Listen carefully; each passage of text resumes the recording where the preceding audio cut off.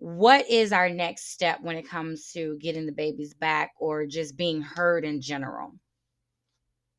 The reason why I wanted to do this is, one, because I've been so afraid of talking about it, because you have that stigma against mothers that if the mother doesn't have the children, then something's wrong with the Right. mother. Right. You know what I mean? Mm-hmm. So I never talked about it, because it's like, oh, I have to keep this a secret, because if people find out, like, I don't have my oldest daughters, then it's like, yo, you got 2 other kids, but you ain't got your oldest It's daughters. low-key embarrassing. It's low-key embarrassing. Like, I get it. As a mother, it is, because I house my oldest 13-year-old, and people always wonder, where is my 6-year-old? It's like, she's with her weird ass dad. Yeah. Yeah. So for me, it's me wanting to be able to break that stigma that it's something wrong with the mother, Mm-hmm. and let people know, no, it's something wrong with this damn justice system. Yeah, it's the It's justice something system. wrong with that. And it's also me needing to put my story out there, because if I don't fight for my daughters, then who will? Right. So we are back with Miss Danielle Harrison, Spirits, and we are talking about co-parenting, a mother's cry. So this, we started off with, the reason why the split. So from what we know so far, your ex-husband is living in Michigan, you're living in Tampa. You got your daughter shared some information with you about being touched or being, just any type of sexual assault. And as a mother, being concerned, which you should be, you reached out to the people that you thought could help you, CPS, family, and such things like that. And at this point in time, the children are not physically seeing the father, but they're able to call him, because you're making sure that they're communicating and corresponding with the father.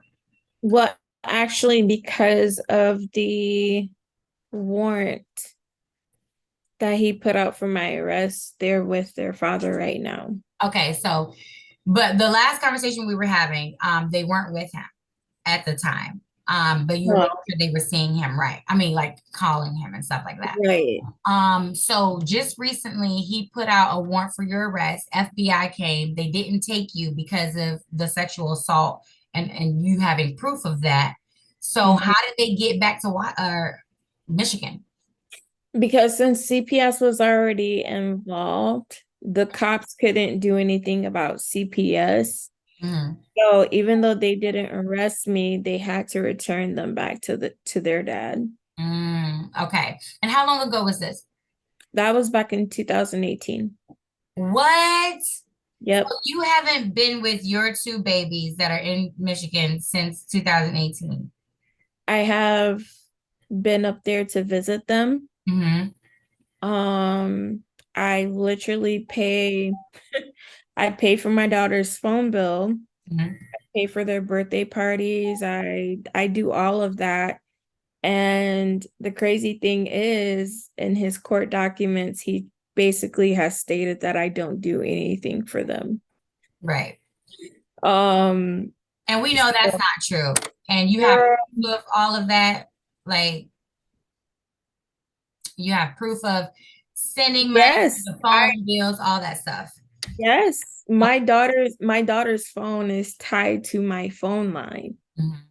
So through Verizon. So he's aware of that, but he still has went to court and lied and told them, oh, she doesn't do anything for them. She doesn't pay for anything. And his problem is, and this is something that I noticed when they were down here with me, because I'm the parent that I want my kids to have everything I did not have.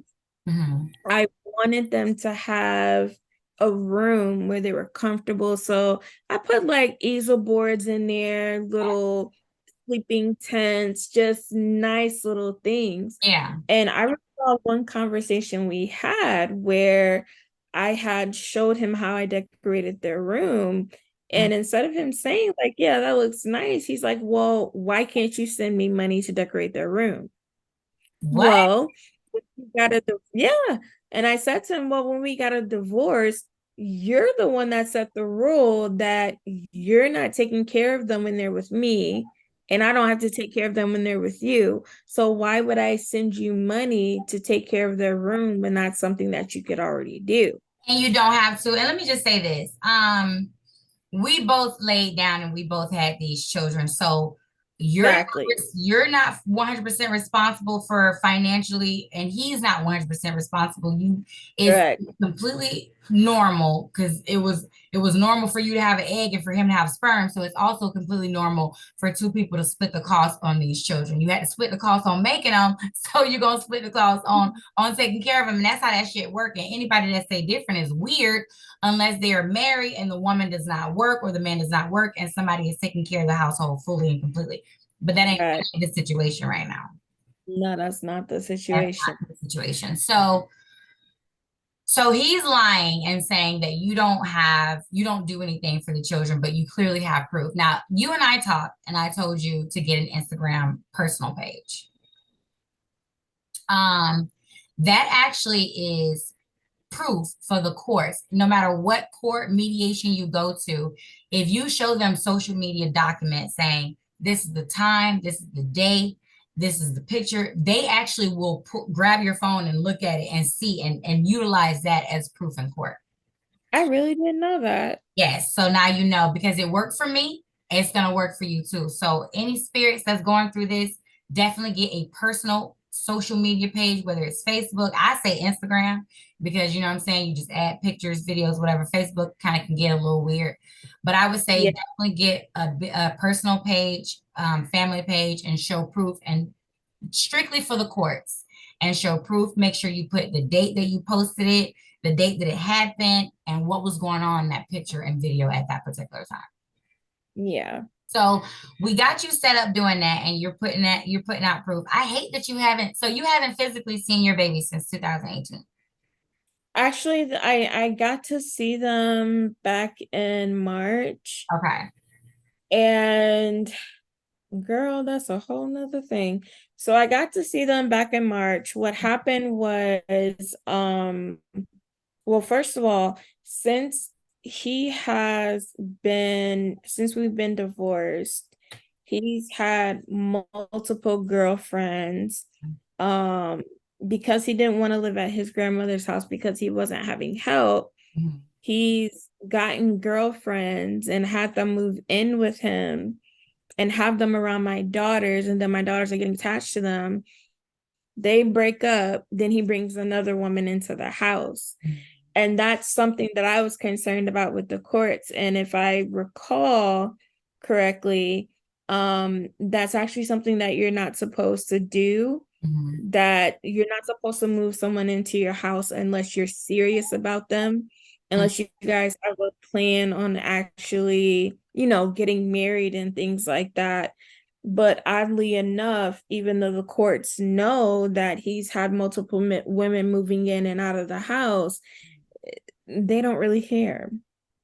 That's But it. if it was me, Oh yeah, because you have men and their daughters and their girls. exactly. Exactly. So what go ahead. Oh, I was just saying they've known my husband since 2000, I want to say 2016, 2015. Wow. So what are the courts doing with the allegations of Uncle Jewel? Is it Uncle Jewel? Yep. Julian? Okay, the uncle touching them or molesting them. What are the courts doing about that? What's the update on that?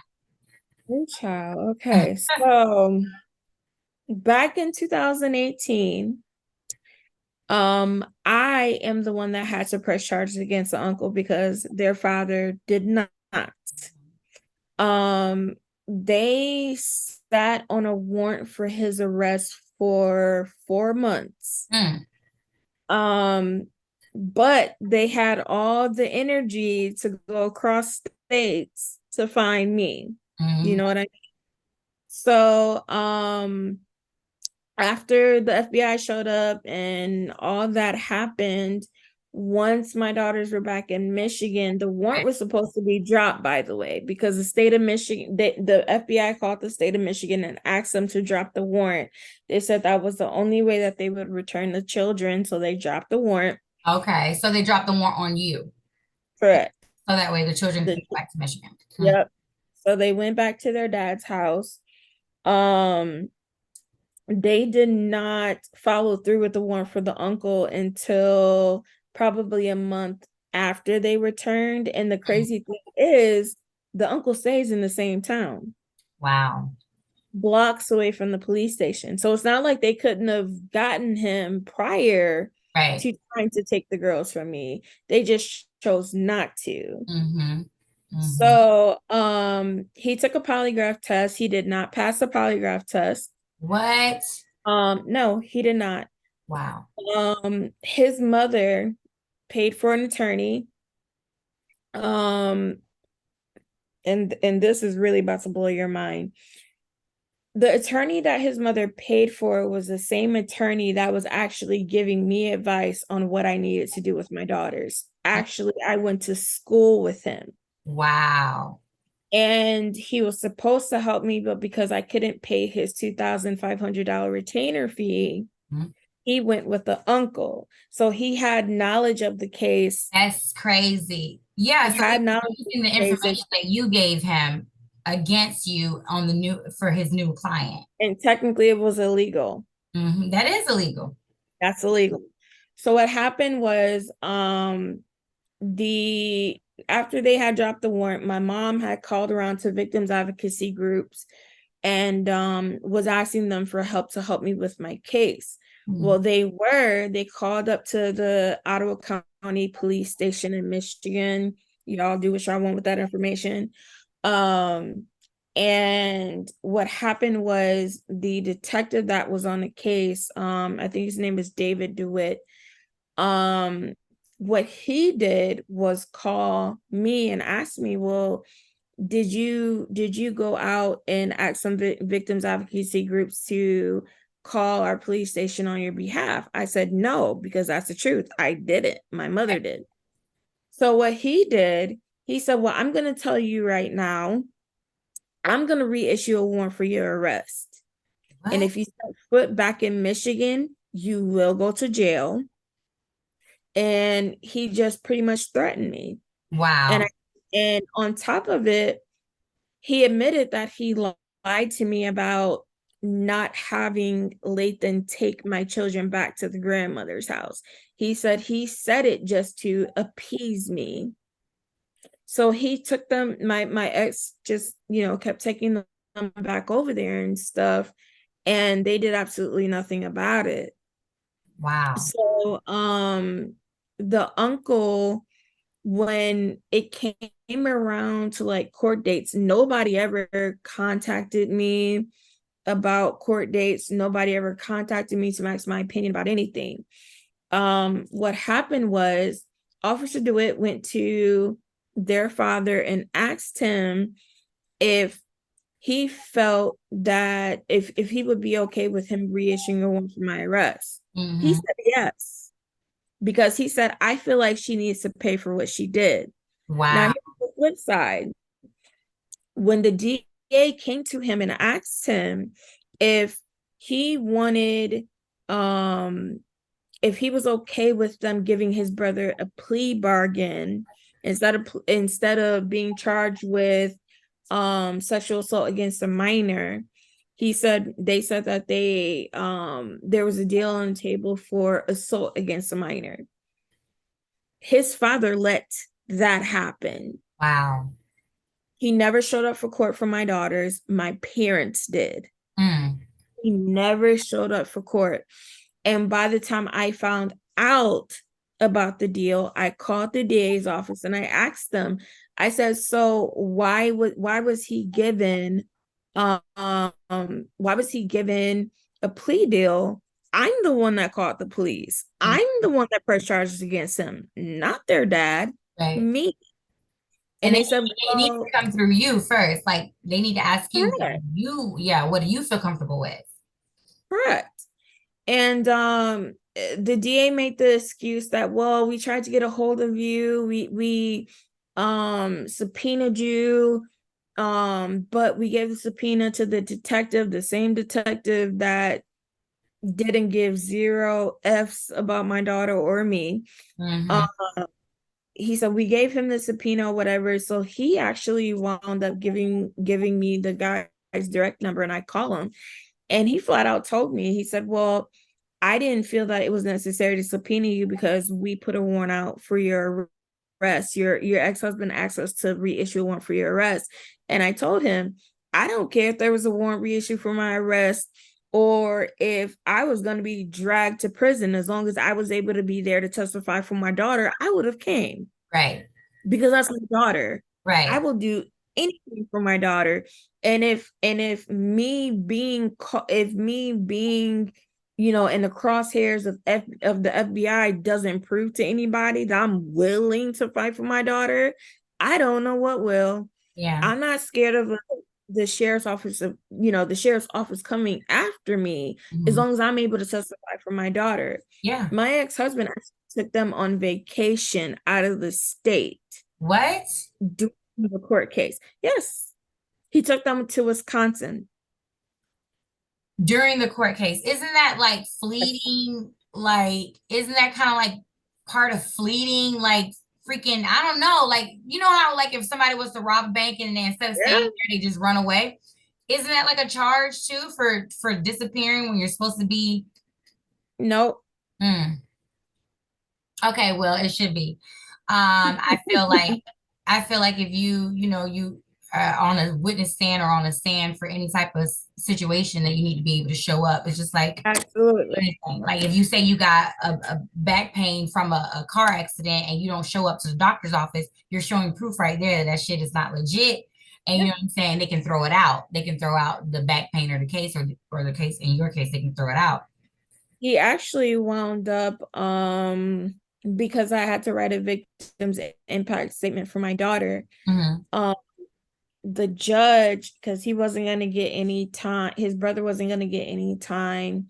They gave him a little time and they put a stipulation that he had to stay away from my daughter for a year, which did not happen.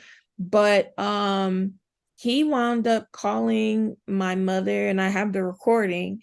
He literally called me a coward for writing the victim's impact statement. And he said, your daughter is the reason why my brother got locked up.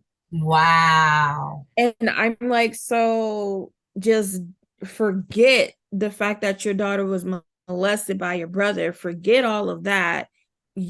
You're upset at the fact that I was a mother and I have the motherly instinct to protect our daughters. Yeah. But you have the instinct to protect your brother. That's insane. And you know, that sounds crazy because a lot of men will do that. They will link up with, you know, their bro before, you know, their own children. The problem is it's a family history. When for instance, their father was molested by his uncle, right? His mother didn't do anything about it. They told him that he was mistaken, that his uncle would never do anything like that. And what they did is they continued to send him over there. Then the uncle took it a step further, and when his cousins would come over, he would have them take a shower together so he could watch. And this is a boy and a girl. Yeah. Have them take a shower together so they could watch. Now, even after his mother found out about his uncle molesting him, she moved him into her house.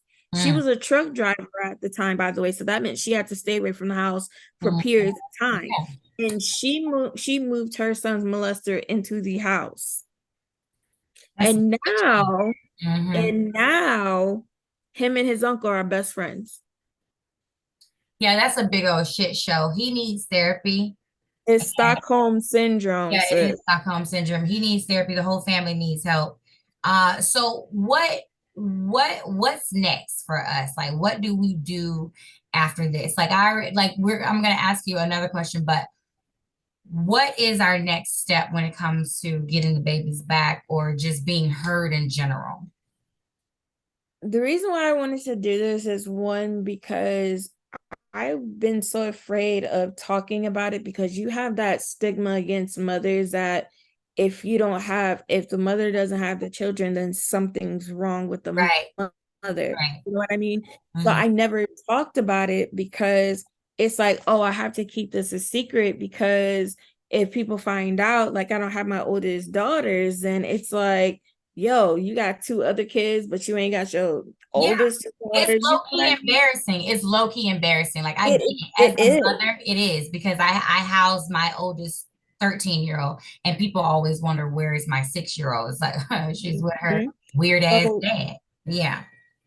yeah, so for me, it's me wanting to be able to break that stigma that it's something wrong with the mother, and let people know, no, it's something wrong with this damn justice system. Yeah. It's something wrong with that. Mhm. And it's also me needing to put my story out there, because if I don't fight for my daughters, then who will?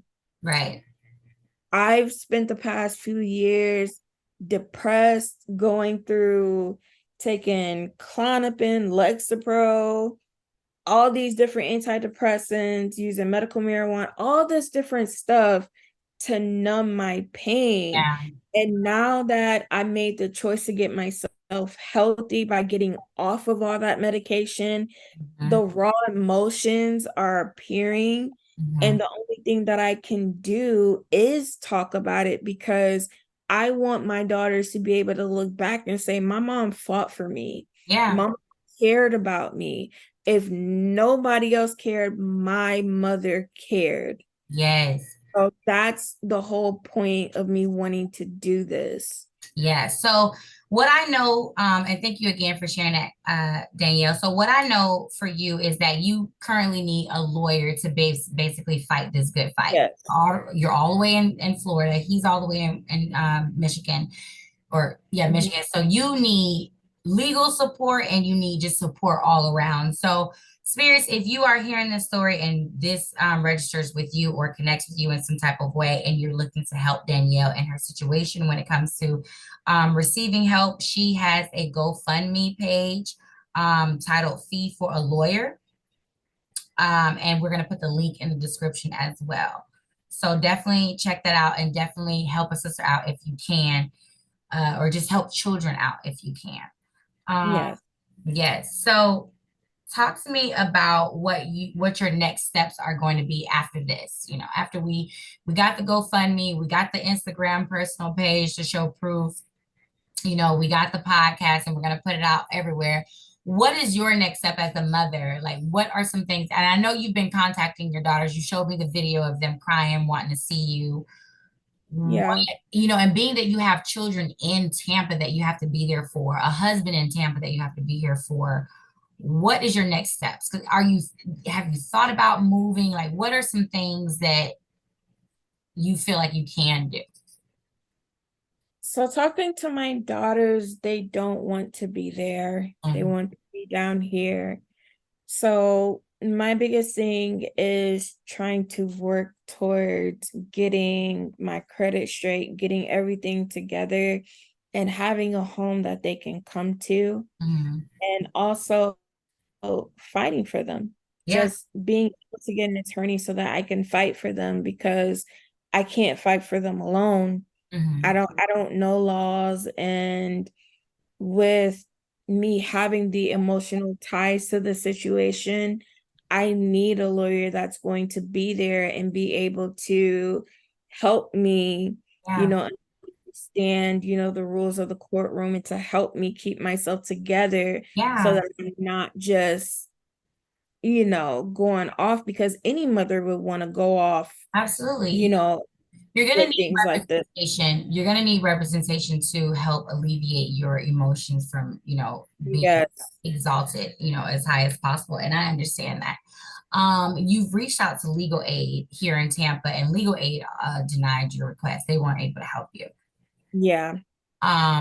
So that's one thing I wanted to make sure that my spirits knew as well. Like, if they're hearing this, because people going to say, why didn't you go to legal aid? You can't always go to legal aid. They even, Oh. and I'm a veteran, they denied me. So I get it. Honestly, Yeah. what you're going through is a tragedy. Definitely, like, you deserve better than this. Your children deserve better than this. And it breaks my heart just hearing the fact that you're struggling to receive help and to just be heard in general. It sucks that you have to break through those barriers to be heard before you can even be seen. So I hear you. And I just want to let you know that it's gonna get resolved eventually. Like, it will be on your side for sure. I know. Yes. So, is there any final things? I know you said the reason why you did this. What are some things that people can do, or anyone that's hearing this or watching this can do to support you? I would love if people could spread this story. I would definitely love if there's someone out there that is a part of the legal system that could help. That would be great. Donations are more than welcome, because that's something that I desperately need. So that's something that people can do for me.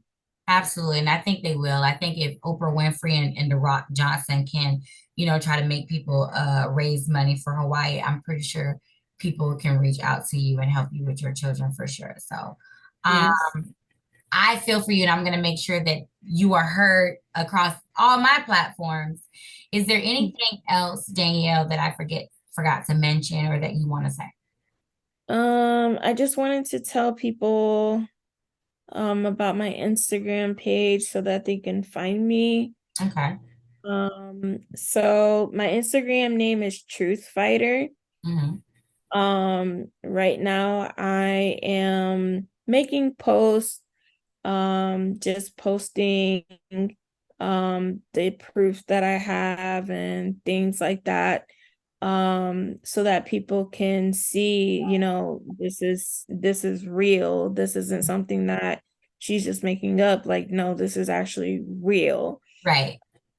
So I would love for anybody that would love to find me on Instagram, and you're more than welcome to follow me, and you're more than welcome to go through all of the court papers I have on the court papers I will be posting, the videos, all of that. Yes. Okay. But also give them your other Instagram page where the link will be as well, because I don't want this, even though, you're doing this and you're being vulnerable and you're putting it out there, there can be some trolls and some vultures out there that utilize Oh that. yeah. Yeah. Hey, look what she's doing type of thing. So I really want the Truth Fighter Instagram to be personal, but I want you to have a link of your GoFundMe page in your other Instagram as well. But I want you to be able to accept friend requests from friends and families and people who reach out to you. Spirits, if you are listening to the story and you're watching, don't just try to follow her on Truth Fighter. Definitely follow her on her other business page or her other pages as well. And then DM her and let her know how you heard of her story, whatever the case may be. If you can help, don't just be a vulture. So let them know your other Instagram page as well. No, for real, because people can't be trusted. Yes. So my other Instagram page is Mz.Kiki 481. That's MIZNIKKI 481. Yes. And she's going to be putting the GoFundMe page link in there as well. So if I were you and you're hearing this story and it resonates with you and it touches your heart and it pulls on your heartstrings, reach out to her on Nikki 481 and Mz.Kiki 481. And then that way you can be like, hey, I heard your story, or whatever the case may be, and I'm here to help. Only people who are here to help. Okay. Thank you. Yes. So Miss Nikki, Miss Danielle, I'm so happy, and I thank you so much for reaching out to me and letting me know about your story and allowing me to share it as well. No problem. I appreciate you for giving me the platform to speak on it. Always, girl, I got your back. We sister havens for life. Oh, life. So the time is out. Is there anything else that you want to say, or you're good here? I'm good. All right. So I'm glad that you were able to get that off your chest, honestly. And I'm glad that millions of people around the world is going to be hearing this, and hopefully they'll be reaching out and helping you spread your word. All right. Thank you, Miss Nikki, and Fly High Spirits. You're welcome.